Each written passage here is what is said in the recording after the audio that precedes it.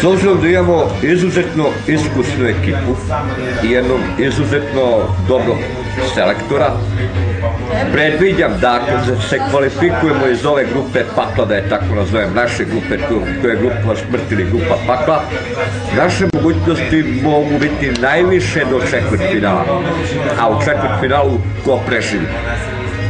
Ali, nama treba se poklopi neke druge stvari.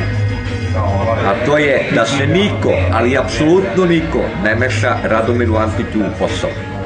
Što znači, nema igranja po rodbinskoj liniji kao što se u našem fudbalu već dešavalo, nema igranja po nekim starim zaslugama, treba da igraju samo oni koji u tom momentu zaslužuju poziv selektora. I nebitna je stvar da li neki igrač igra u inostranstvu u svom klubu trenutno ili ne. To je potpuno nebitno. Možda on tog momenta nije u formi, ali kad se igra za reprezentaciju, to je nešto sasvim drugo. Tako da, predviđam, ako odemo tamo, četvrtfinala nam je najmanji domet. Ako preživi posle, vidite se.